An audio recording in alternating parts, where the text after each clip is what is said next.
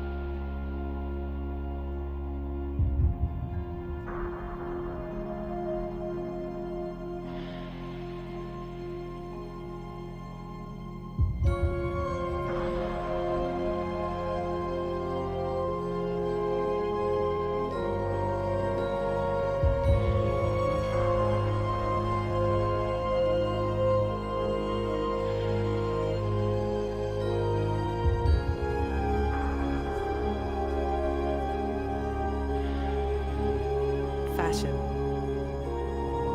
Behind the beautiful advertising, the catwalk glamour, and the billion-dollar business lies a world that those inside the industry do not want you to see, and definitely don't want you to talk about. Dark, dirty, and full of invisible threats, this is a world founded on a toxic addiction that is slowly destroying our beautiful waterways. The facts are alarming. In China alone, 320 million people are without access to clean drinking water. 40% of the surface water is considered polluted. And a staggering 20% of the groundwater used as urban drinking water is contaminated, sometimes with carcinogenic chemicals.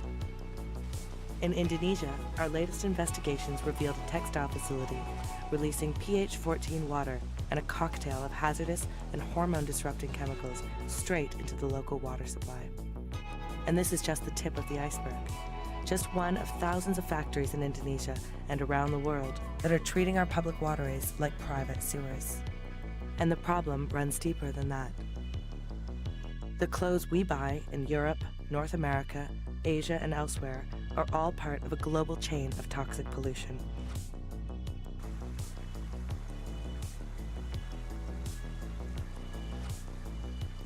Two-thirds of clothing items tested by Greenpeace contain hazardous chemicals. And when these garments are washed, they release these substances back into rivers, lakes, and seas around the world. This makes us all part of the problem, but we can also be part of the solution.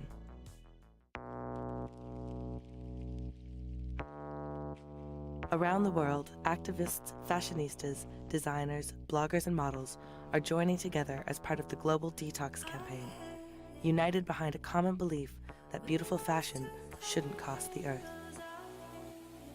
Over 500,000 people have taken action challenging big brands including Zara, Levi's, and Victoria's Secret to take responsibility for their toxic footprint and eliminate all hazardous chemicals from their supply chains and products. And these major corporations are listening. From luxury houses like Valentino to fast fashion retailers including H&M, big brands are paying attention to the global call for toxic-free fashion. These brands are now beginning to substitute out the worst chemicals. They are also working with their suppliers and the chemical industry to develop solutions, creating a growing marketplace for non-hazardous alternatives. For too long, reckless industrial pollution has occurred in the shadows. By shining a light on the situation, we can accelerate the changes that are taking place. Polluting in the dark is unethical. Polluting in the full glare of the media spotlight is a PR disaster. There is still a long way to go, but our successes so far prove that when we join together, change is possible. Our message is clear. Those brands and suppliers that are transparent about their progress and that take credible and authentic action have an opportunity to win people's trust and loyalty. Those that choose to bury their heads in the sand or try to greenwash their way out of the situation face a more uncertain future.